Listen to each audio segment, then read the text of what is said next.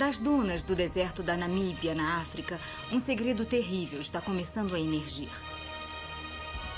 Estes são os restos mortais das vítimas do primeiro campo de extermínio do mundo.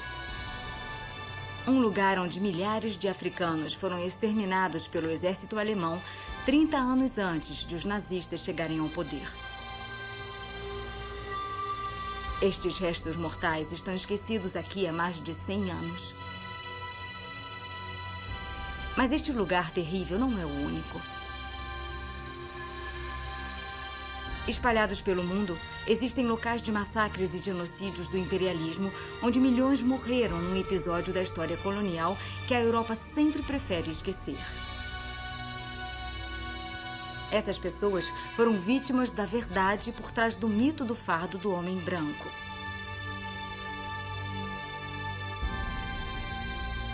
Ao longo do século XIX, cientistas, escritores e filósofos europeus desenvolveram ideias para justificar os assassinatos em massa da época do Império. Essas mesmas teorias continuaram a inspirar alguns dos horrores e da selvageria que iria consumir a Europa no século XX.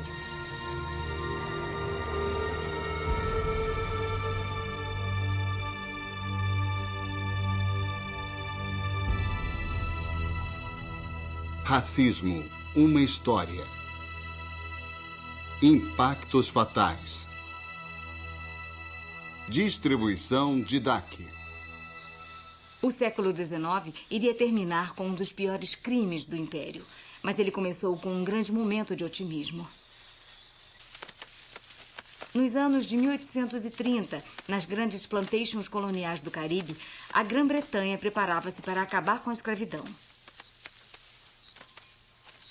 750 mil escravos, Caribe afora, iriam ser libertados. E como a Grã-Bretanha se gabava de sua benevolência nacional, presumia-se que os escravos agradecidos iriam se transformar em camponeses, trabalhadores e cristãos.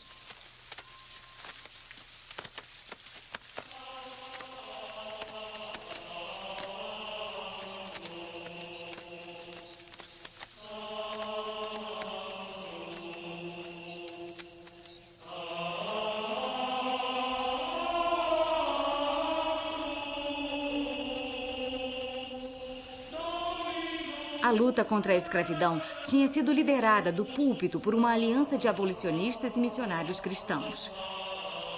Eles defenderam a campanha em suas igrejas e salas de reuniões.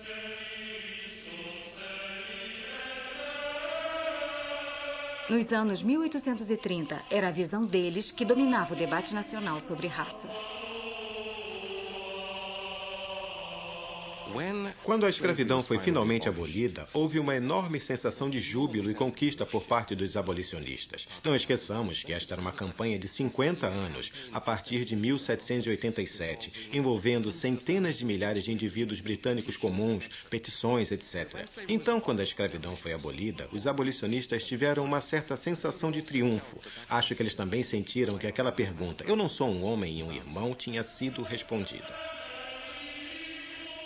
A resposta dos abolicionistas a essa grande questão foi que, embora homens e irmãos, os negros eram homens inferiores e irmãos inferiores. Acho que naquele momento a perspectiva dominante era da ordem racial e hierárquica, mas como uma questão de cultura e civilização. Nessa época, com certeza, os abolicionistas não acham que o povo negro seja igual a eles. Acham que talvez em algum ponto no futuro eles possam vir a ser iguais. A missão para elevar os negros e morenos do mundo a um nível supostamente superior dos ingleses brancos não ficaria confinada aos antigos escravos. Esta era para ser a grande tarefa que iria justificar a expansão do Império Britânico. Os abolicionistas satisfizeram o aspecto de sua tutela e de seu controle dos negros por terem lutado e conseguido a liberdade deles. O próximo passo era mandar suas tropas, os missionários, para a África e o Caribe, para terminar o trabalho, por assim dizer. Aqueles eram os pagãos que precisavam ser trazidos para os braços do cristianismo. Essa noção de dar valores e comportamentos civilizados a outro povo é a ideologia em que se baseia o Império. No império que os missionários e abolicionistas partiram para criar, os povos indígenas iriam ver suas culturas destruídas, suas religiões erradicadas. E mesmo assim, tudo isso parece benigno quando comparado à realidade cruel que se tornou o imperialismo. Porque, durante o século XIX, esse sonho foi gradualmente sobrepujado por outra visão que alegava que as raças escuras não poderiam ser civilizadas e deveriam, em vez disso, ser exterminadas.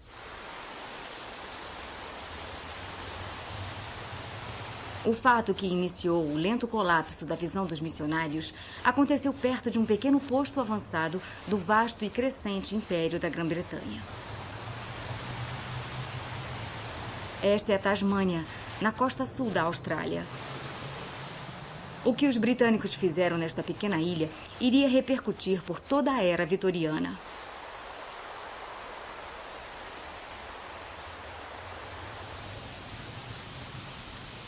Quando os britânicos começaram a colonizar a Tasmânia em 1803, encontraram os antigos povos aborígenes da ilha. Apenas 5.000 indivíduos vivendo em isolamento completo havia 10.000 anos à margem do mundo habitável.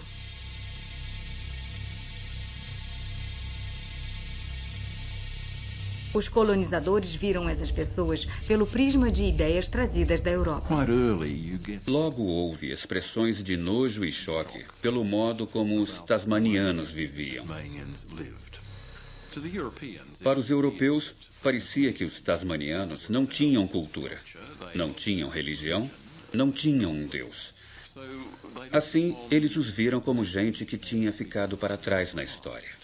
E também os ligaram a uma ideia muito popular no século XVIII, a da grande cadeia do ser, em que várias raças do gênero humano foram arranjadas em ordem hierárquica e na qual os tasmanianos eram singularmente selvagens e primitivos.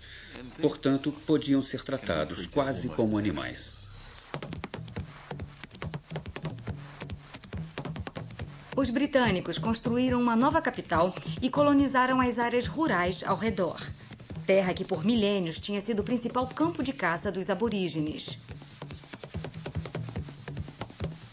Nesses campos e pastos, longe do controle das autoridades, os colonizadores ficaram livres para desalojar e maltratar os nativos.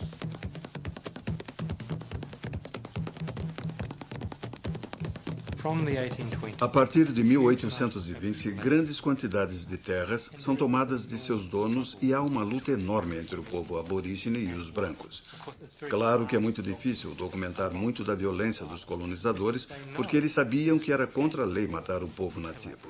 A eles foi dito que os aborígenes eram súditos britânicos, mas com certeza eles revelam em seus diários e suas anotações o desejo de eliminar esse povo. O que ficou conhecido como Guerra Negra foi um conflito oculto. A paisagem em si foi a única testemunha. Os colonizadores britânicos matavam todos os aborígenes que encontravam. Grupos inteiros eram massacrados. Raptos e violência viraram lugar comum. Os nativos atacavam regularmente os colonizadores para defender desesperadamente sua terra, e enquanto o número de mortes subia, o medo fundia-se com a raiva. Em tais circunstâncias, era muito fácil, nos dois lados, sem dúvida, ver o outro lado como sendo totalmente sub-humano. Não tenho dúvida de que os aborígenes achavam que os europeus não tinham moralidade alguma ou comedimento algum. Igualmente, os europeus passaram rapidamente a ver aquelas pessoas como animais e selvagens. Em uma sociedade racialmente tão dividida, o conflito deriva facilmente para um extremo sentimento de ódio. O número de mortos da Guerra Negra teve implicações apavorantes para os aborígenes tasmanianos. Os britânicos, que chegavam em quantidades cada vez maiores, podiam substituir os mortos, mas os aborígenes, apenas 5.000 indivíduos antes da guerra, não. E ao fim da década de 1820, eles corriam o risco de ser totalmente aniquilados. O único homem que tinha alguma esperança de que a violência parasse era o governador colonial George Arthur. O governador da Tasmânia é evangélico. Conhece Wilberforce. E está ciente de que o seu futuro e sua reputação dependem, acima de tudo, de como irá lidar com esse problema.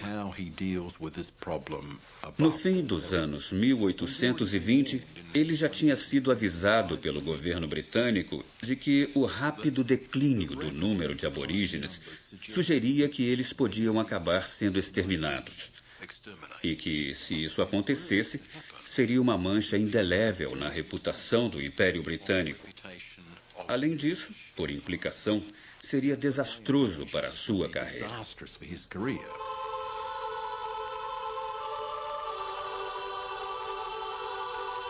O governador Arthur partiu para salvar os aborígenes da violência dos colonizadores e, para convencê-los de suas boas intenções, mandou fazer cartazes que foram afixados em árvores na terra natal aborígene.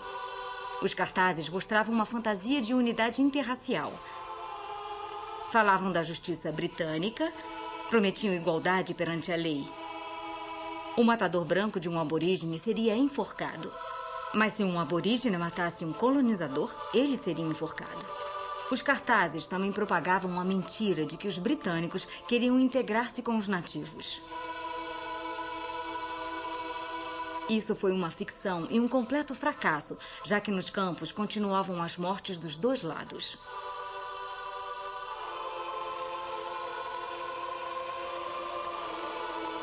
Após anos de guerrilha, as últimas centenas dos 5.000 nativos originais tinham aprendido a esconder-se no mato.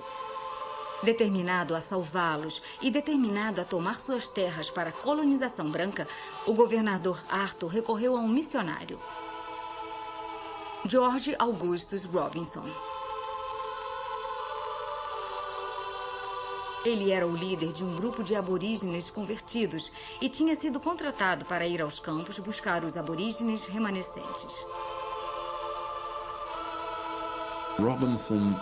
Robinson recebeu a mensagem de que o governo queria chegar a algum tipo de acordo, uma negociação, um tratado de paz. Robinson e seus intermediários convenceram os nativos de que eles deveriam ir temporariamente para uma ilha, onde seriam cuidados e alimentados, e que depois voltariam para a sua terra natal.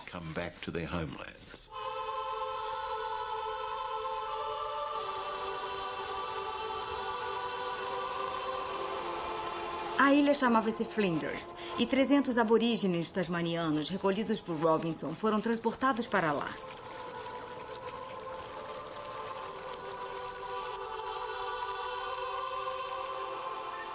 Robinson foi com eles, no papel oficial de protetor-chefe dos aborígenes. Foi construído um assentamento completo para eles, com casas, terras para cultivar e uma capela. Robinson o chamou de Ponto Civilização.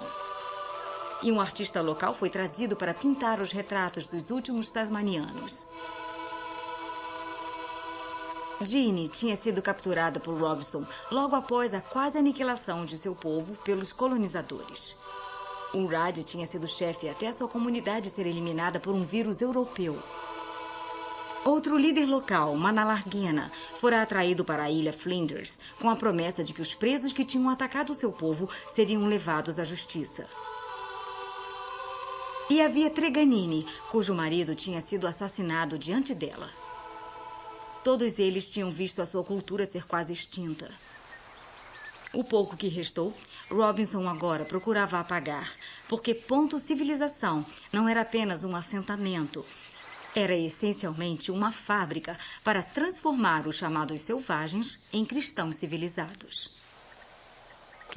Ele acredita que para ser um cristão bem-sucedido era preciso se assentar, morar em uma vila. Ele quer mandar as crianças para a escola, quer ensiná-las a arar, semear e torná-las agricultoras.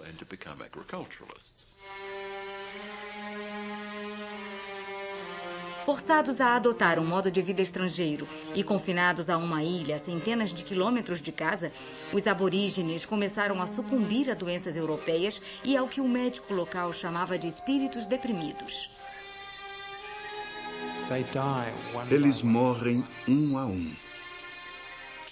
Não nascem crianças e deve ter havido um trauma imenso para eles. Um povo que já tinha sido forte e saudável e sofre esse declínio enorme no período de uma geração. George Robinson, o suposto salvador dos aborígenes, ficou reduzido ao planejamento de seus futuros túmulos. Frequentemente, ele chora com os enlutados, se lamenta, está muito comovido com o destino deles. Mas depois diz: bem, é melhor morrerem aqui, tendo aprendido a mensagem dos evangelhos, do que nos campos assassinados pelos colonizadores. Ele acha um jeito de aliviar a própria consciência, para que suas próprias crenças o protejam contra o relato total do que, em parte, era sua responsabilidade.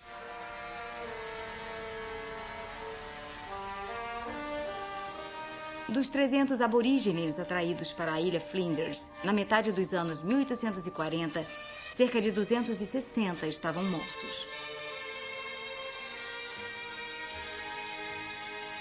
Ginny, Manalarguena e Uradi, todos sucumbiram.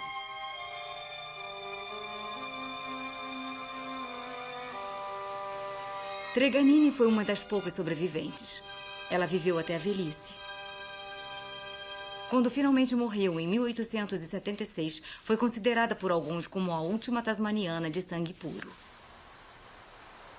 Um povo cuja história pode remontar a 10 mil anos tinha sido, no período de apenas uma única vida, quase exterminado.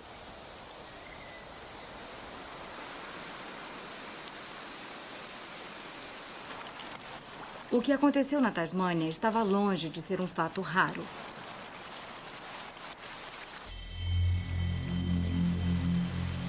Mundo afora, povos indígenas estavam sendo empurrados para a beira da extinção. No Cabo Sul-Africano, os povos Khoisan foram retirados de suas terras, escravizados e mortos aos milhares por colonizadores britânicos e pelos Boers. As mesmas forças também atacaram os antigos Boskima-San do Kalahari, caçando-os como se fossem animais. Na região no norte do Canadá, os povos Beothuk nativos tinham sido totalmente dizimados pelos europeus. E na América do Sul, guerras de extermínio permitidas pelo governo argentino estavam irrompendo contra os índios pampas. Parecia que por toda parte, colonizadores brancos estavam destruindo povos indígenas.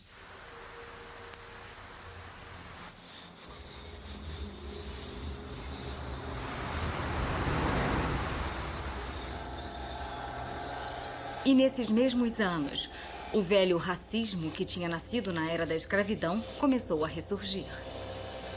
Após a abolição, a concorrência dos novos produtores de açúcar começa a minar as outrora poderosas plantações de cana-de-açúcar britânicas e, enquanto suas propriedades apodreciam, os antigos donos de escravos começaram a culpar o povo que os tinha tornado ricos com sua ruína.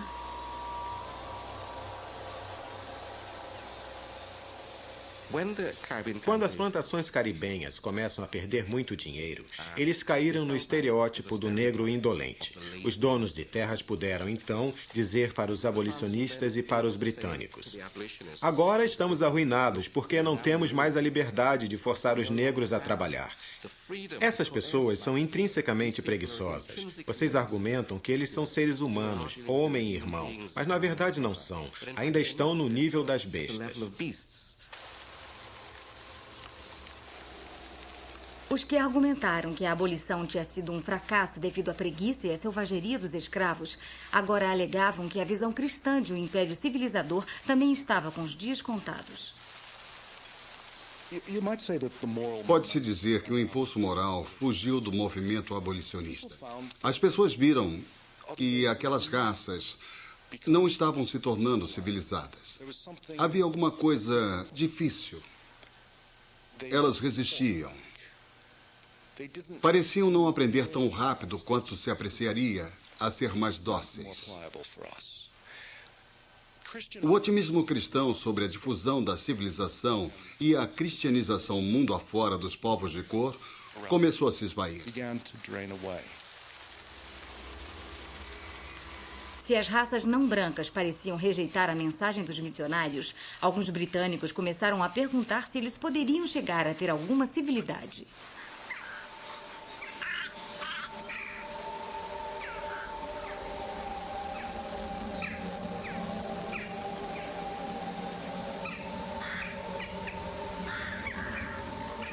Certas ideias novas sobre raça na alta era vitoriana tiraram sua evidência do mundo dos mortos. Baseada em um estudo de cadáveres e esqueletos, a ciência burguesa da anatomia fixou as bases de um novo racismo científico. Na Grã-Bretanha, o mais importante cientista racial era um cirurgião de Edimburgo, agora esquecido. Arruinado por um escândalo de roubo de cadáver nos anos 1820, ele fugiu da Grã-Bretanha em desgraça. Mas nos anos de 1840, o Dr. Robert Knox ressurgiu com a publicação de um novo livro. A raça é tudo. Literatura, ciência, arte. Em uma palavra, a civilização depende dela. As raças negras podem ser civilizadas? Eu devo dizer que não. Ele via conflito racial e extermínio acontecendo no mundo todo. Era natural para ele acreditar que os tipos raciais nasceram para lutar e que as raças superiores iriam dominar as naturalmente inferiores. A raça saxônica jamais as tolerará. Jamais se miscigenarão.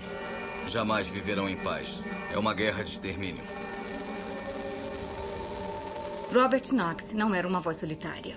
Nos Estados Unidos, um grupo liderado pelo renomado craniologista Samuel George Morton tinha começado a recolher crânios de diversas raças e a compará-los. Os crânios eram escolhidos para serem medidos porque se reconhecia que o crânio continha a parte mais importante do corpo humano, o cérebro. Quanto maior o crânio, maior o cérebro. O formato do crânio, o formato do cérebro. A Escola Norte-Americana de Cientistas Raciais concluiu que as raças, medidas por seus crânios, eram tão diferentes quanto as de espécies animais distintas. Tasmanianos, africanos, índios americanos não eram raças mais baixas. Talvez nem chegassem a ser totalmente humanas.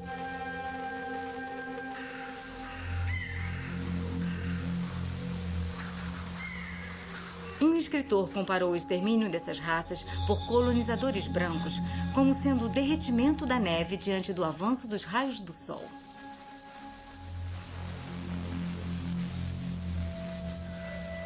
Mas a teoria que teria mais impacto sobre a raça não veio dos anatomistas nem das medidas dos crânios, mas do trabalho de uma das maiores mentes do século XIX.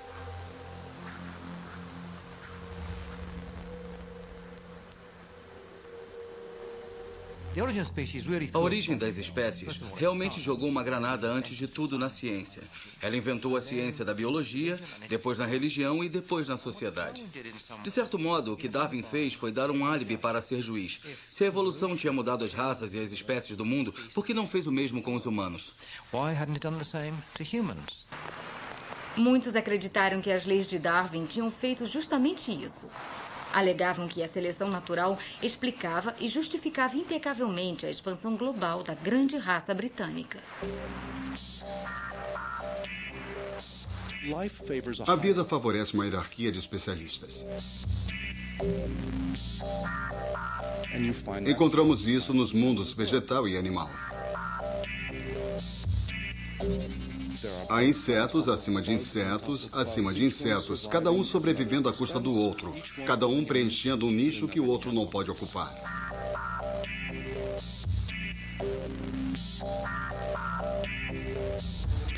As pessoas, dizia Darwin, são do mesmo jeito. Elas são organismos expansivos. Em outras palavras, os ingleses são como outros organismos. São bem-sucedidos porque são bons em se expandir. Os que viam o colonialismo e a concorrência humana nos termos das teorias de Darwin ficaram conhecidos como darwinistas sociais. Homens como o biólogo radical Thomas Henry Huxley e o famoso economista Herbert Spencer. O darwinismo social previu destinos muito diferentes para as várias raças da humanidade. A evolução estava em andamento. Fazia avançar os evoluídos mais recentes, os evoluídos mais bem-sucedidos, ou seja, os europeus do norte, os britânicos. Mas a evolução também sugeria que tinha que haver perdedores nesse grande processo cósmico. E os perdedores eram aqueles povos que não conseguiam competir, que, quando postos em competição com raças superiores, estavam fadados a desaparecer. E era provável que isso acontecesse com todos os povos nativos da América do Norte, do Pacífico e da África. Mundo afora, os crimes do imperialismo agora viriam a ser tomados como provas de que o darwinismo social estava certo.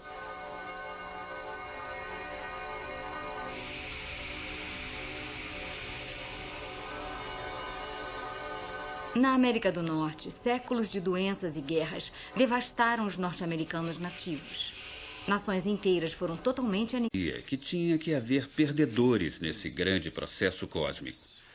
E os perdedores eram aqueles povos que não conseguiam competir, que, quando postos em competição com raças superiores, estavam fadados a desaparecer. E era provável que isso acontecesse com todos os povos nativos da América do Norte, do Pacífico e da África. Mundo afora, os crimes do imperialismo agora viriam a ser tomados como provas de que o darwinismo social estava certo.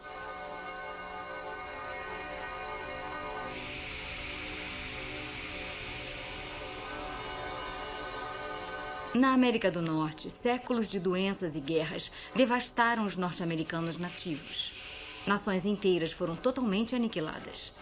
Em partes do continente australiano, os povos do interior pareciam ir pelo mesmo caminho que seus primos da Tasmânia.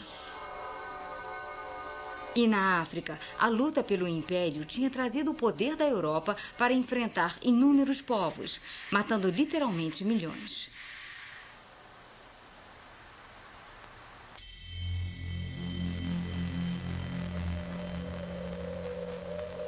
Os darwinistas sociais prediziam um futuro no qual essas raças, como muitas espécies animais, seriam lembradas apenas como curiosidades, peças empalhadas em museus antropológicos. O fardo do homem branco e o sonho cristão do imperialismo benigno eram vistos como obsoletos.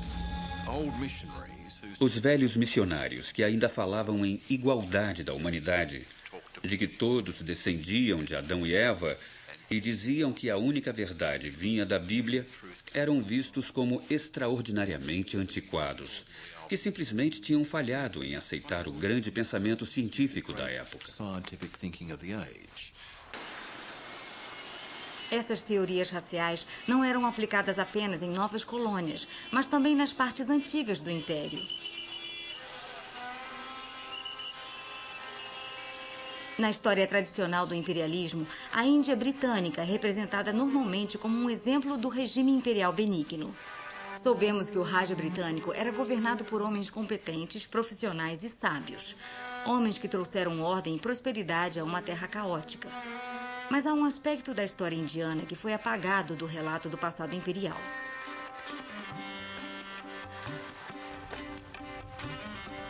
Na metade dos anos 1870, a grande planície do Deccan, na Índia, foi afetada pelo fenômeno climático que hoje conhecemos como El Niño.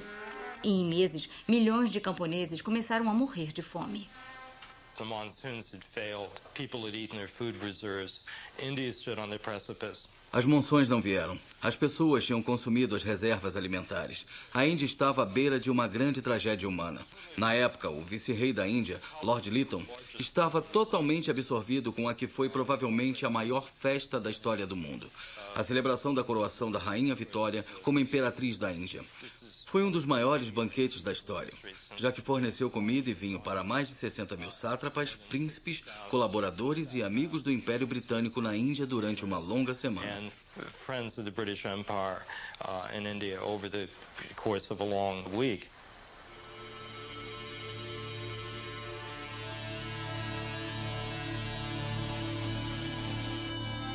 Enquanto Lord Lytton e a elite governante do Raj festejavam em banquetes, milhões morriam lentamente no interior. E o vice-rei justificava a inação com argumentos colhidos nos darwinistas sociais. Esse foi um uso muito grosseiro de uma noção evolutiva darwinista de sobrevivência dos mais aptos, pela qual a fome poderia ser vista, na verdade, como um instrumento do peneiramento darwinista. As pessoas inaptas iriam perecer como resultado disso, e intervir para impedi-las de morrer era quase como interferir numa lei da natureza.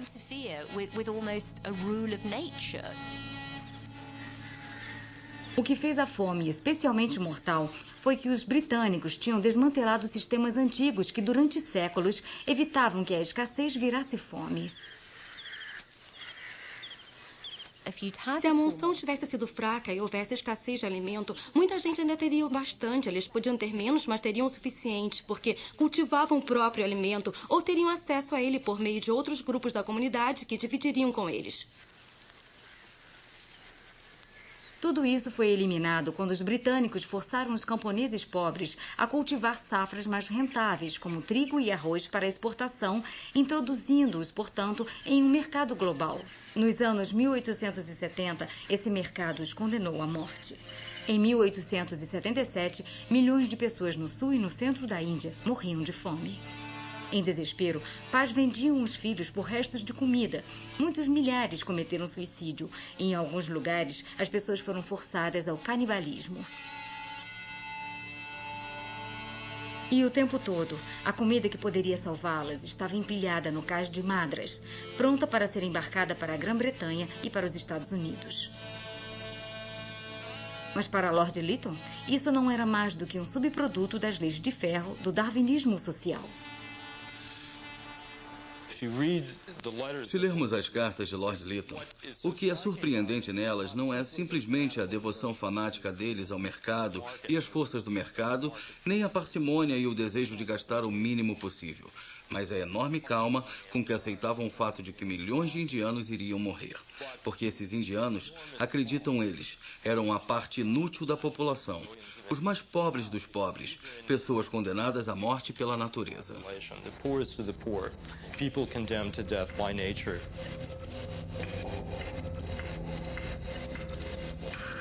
Quando finalmente Lytton foi pressionado a agir, sua solução provou-se tão mortal quanto a própria fome. Lord Lytton monta seu sistema de assistência, que mais parece os campos de concentração nazistas do que alguma coisa que represente qualidade humana decente.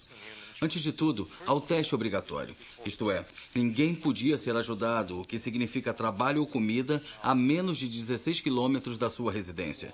É preciso andar, e às vezes andar centenas de quilômetros. Dezenas de milhares de pessoas morriam nesse trajeto.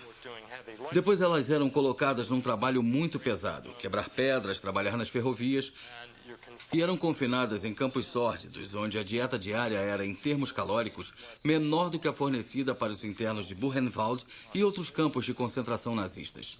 Esses locais viraram literal e simplesmente campos de extermínio.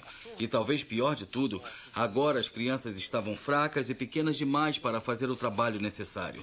Elas tornaram-se as principais vítimas da política cruel de Lytton.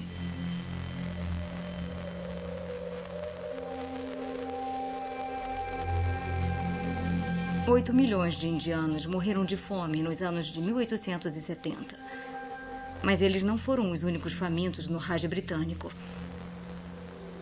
A fome voltou nos anos de 1880 e 1890.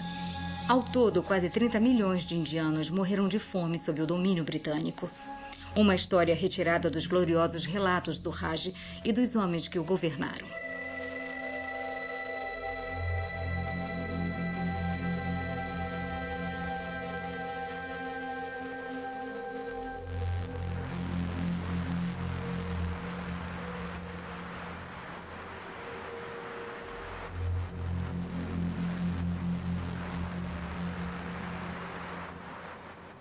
O darwinismo social tinha justificado as políticas genocidas nas colônias e, nos mesmos anos, também abasteceu novos medos entre a elite britânica. Medo de outras raças perigosas vivendo em seu seio, as classes operárias de suas próprias cidades. Na verdade, raça e classe estão muito próximas uma da outra. Se olharmos os livros sobre raça, da época de Darwin, eles sempre falam da raça Cockney, a raça rural inglesa, da raça escocesa.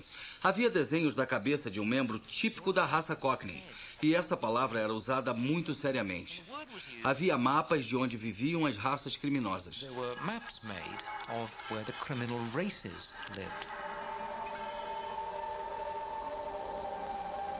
Os cientistas raciais e reformadores sociais visitaram prisões para estudar as raças criminosas em primeira mão, e entre eles estava o primo de Charles Darwin, Francis Galton. Galton estava apavorado com o fato de as raças inferiores estarem se reproduzindo mais rápido do que a classe média. Parecia que a lei de Darwin tinha virado do avesso. Os menos aptos estavam sobrevivendo.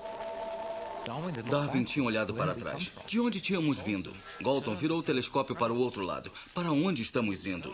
E ele devotou muito do resto de sua vida à ideia de entender o Homo sapiens. Nós, como uma espécie, ia tentar direcionar para onde o Homo sapiens deveria ir, para se tornar mais sapiente, mais sábio no futuro, mais gênio e menos do que ele viu. Mais idiota, mais ignorante e mais decadente.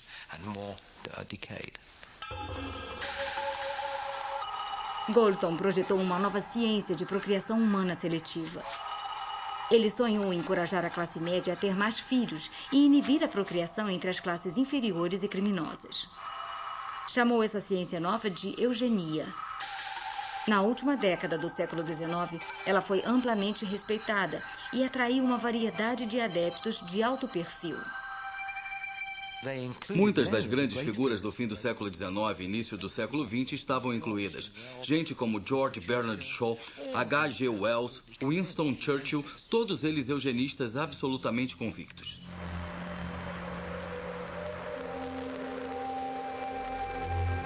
Nos primeiros anos do século XX, todas as teorias raciais desenvolvidas na era vitoriana, eugenia, darwinismo social e racismo científico, se uniram em um posto avançado esquecido do colonialismo. Esta é a Namíbia, mas no alvorecer do século XX era a colônia alemã do sudoeste da África e lar de um povo antigo chamado Hereró. Em 1904, eles se rebelaram contra a brutalidade da autoridade alemã. O que estava para vir iria prefigurar os piores crimes do século XX. Os alemães cometeram inúmeros massacres e atrocidades, mas não conseguiram caçar e destruir todo o povo Hereró na vasta paisagem. E quando os Namas, outro dos povos namíbios, se revoltaram, os alemães se valeram de uma invenção recente: o campo de concentração.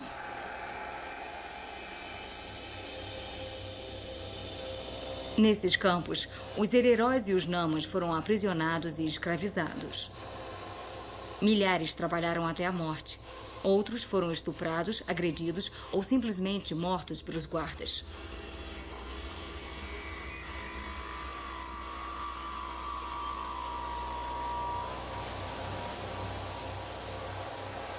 O mais infame e mortal dos campos ficava num lugar chamado Ilha Shark.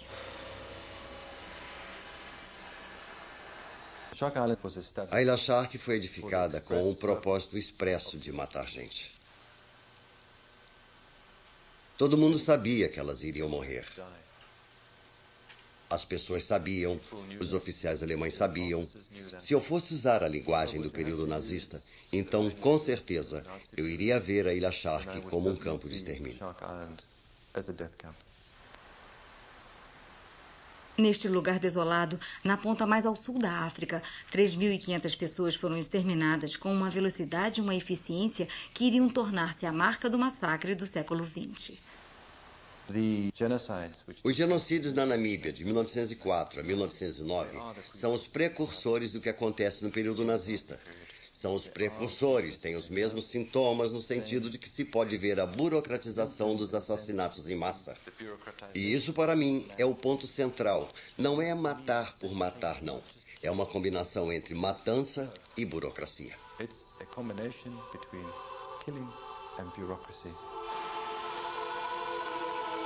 Hoje, a Ilha Shark é um local de acampamento para turistas. Os africanos que congelaram e morreram de fome aqui quase foram apagados da lembrança.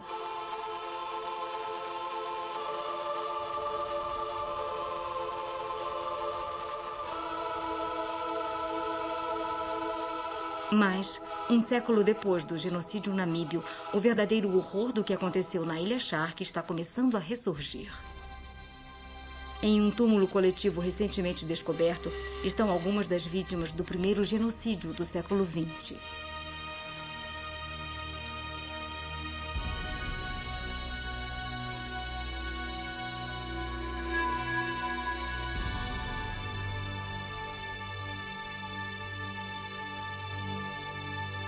A outras vítimas foi negada até a mínima dignidade de um túmulo coletivo. Elas viraram matéria-prima da ciência racial.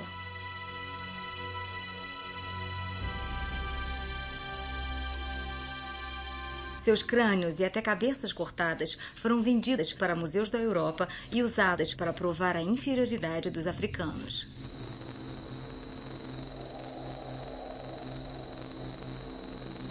O comércio de crânios era tão aceito que foi até retratado em um cartão postal.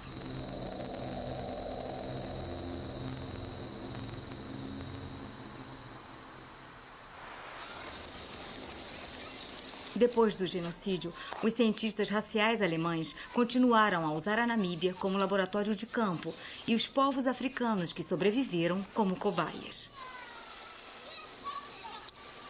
Em 1908, um eugenista chamado Eugen Fischer viajou para a pequena cidade de Rehoboth, terra de um povo de herança mista boer e africana, que se chamava Rehoboth Basters. Fischer e seus assistentes passaram meses fotografando, medindo e examinando os habitantes dessa cidade.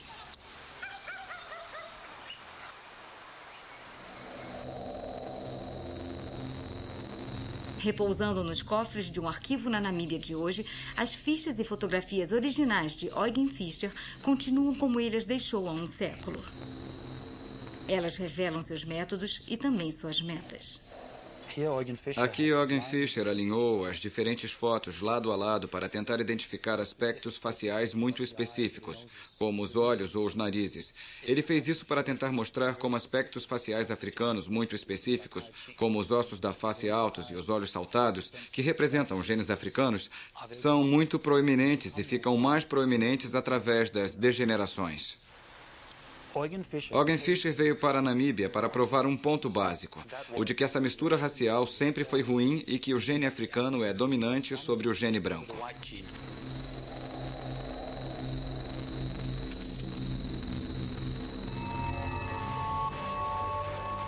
O trabalho de Fischer em Rehoboth selou sua reputação como um dos destacados cientistas raciais alemães.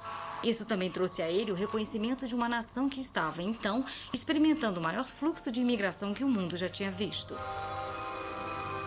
Nos primeiros anos do século XX, a constituição étnica dos Estados Unidos estava sendo transformada com a chegada de milhões de imigrantes às grandes cidades. Muitos dos que temiam que essa imigração em massa levasse a uma ampla mistura racial consideravam as ideias da eugenia. A eugenia floresceu, modificou-se e ficou fora de controle quando chegou aos Estados Unidos. E a ironia é que o movimento eugênico nos Estados Unidos, que com certeza descendeu diretamente de Galton, teve a grande vantagem de ter muito dinheiro, uma imensa soma de dinheiro.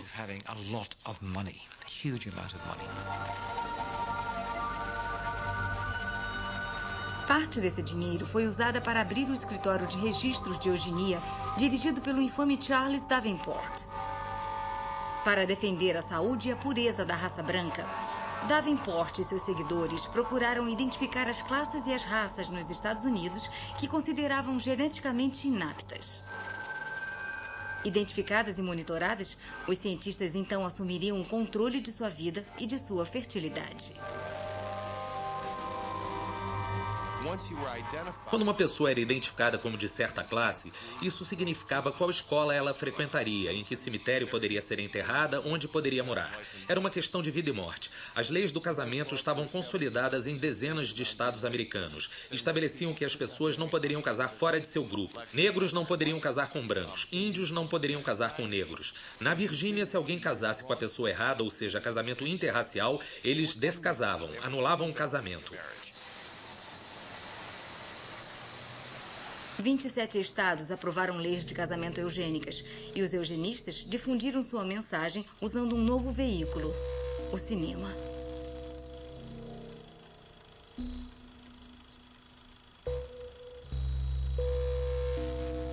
Seu sangue está manchado pela herança genética. A propaganda pretendia proteger a saúde genética da raça branca. É errado operar para prolongar uma vida inútil. Isso seria conseguido erradicando os inadequados pela esterilização em massa obrigatória.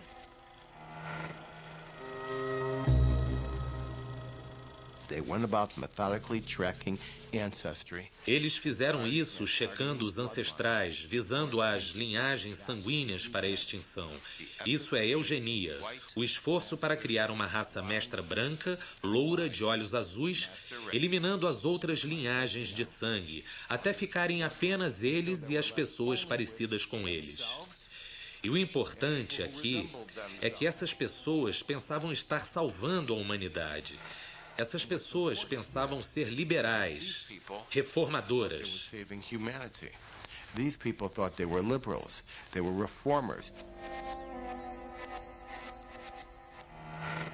A eugenia era um movimento mundial.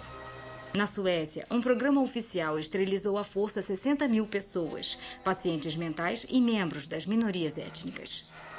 Na Grã-Bretanha, a sociedade eugênica recebeu amplo apoio de todo o espectro político.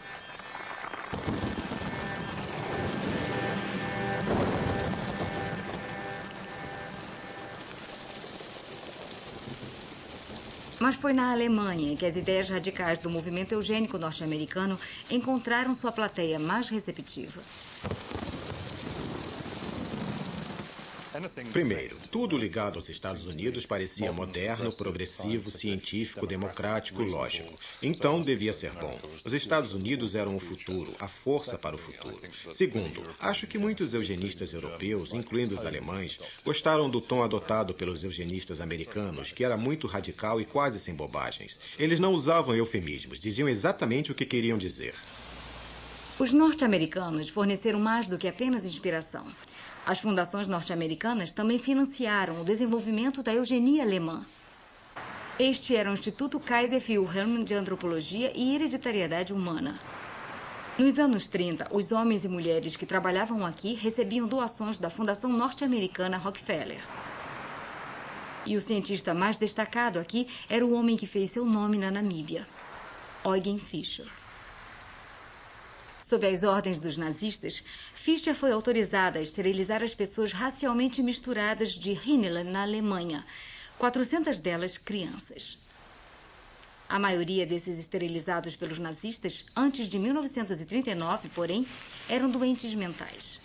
Mas quando os nazistas iniciaram sua guerra, abandonaram a esterilização em favor da eutanásia adulta, o eufemismo nazista para assassinato. As vítimas desse programa estavam entre as primeiras pessoas mortas por gás pelos nazistas. Mas o programa não estava restrito aos doentes mentais. Quando chegaram ao número-alvo de pacientes mentais que queriam matar, que era por alto 70 mil pessoas, eles o excederam ligeiramente. A primeira coisa que fazem é chamar a SS, que tem um grande número do que eles consideram ser prisioneiros doentes de campos de concentração. Em outras palavras, pessoas que poderiam usar óculos ou ser míopes, ou ter uma perna de madeira, ou coisas assim. E eles os queriam fora do caminho. Então, pegam 15 ou 20 mil pessoas dos campos de concentração e as matam em nome da SS. É mais ou menos como um contrato de trabalho.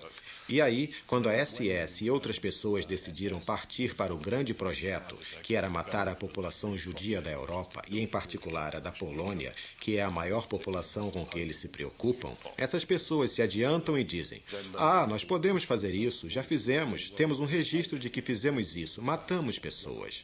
E estes se tornaram os funcionários centrais em todos os grandes campos de concentração. Esses centros de matança eram a segunda rede de campos de concentração e de extermínio na história alemã. Os especialistas em eugenia, ou higiene da raça, como os alemães chamavam, estavam envolvidos não só com suas tarefas diárias, mas também com os mais altos níveis de planejamento. Vale lembrarmos que na conferência Wannsee, que foi a que armou o plano para a solução final, quase metade das pessoas da mesa tinham doutorado, PhD em higiene da raça ou genética, como diríamos hoje.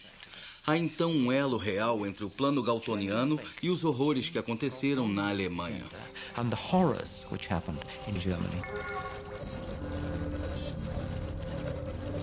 Os especialistas alemães em higiene da raça que se reuniram na Vila Wannsee, nos arredores de Berlim, sonhavam com o genocídio racial como seus predecessores espirituais, os cientistas raciais e os darwinistas sociais da Era do Império.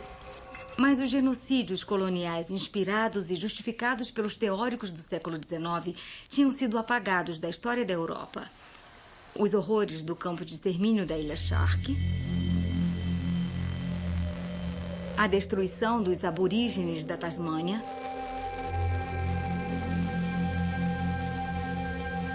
os 30 milhões de indianos vítimas da fome, tudo havia sido esquecido. O apagamento dessa lembrança encoraja a crença de que a violência nazista era uma aberração na história europeia. Embora o próprio Holocausto tenha sido motivado pelo antissemitismo fanático dos nazistas, ele também pode ser visto como parte de uma série histórica contínua mais longa. Uma série que o identifica como uma extensão lógica do racismo científico. Mas essa história, como os ossos nos desertos da Namíbia, recusa-se a ficar enterrada para sempre.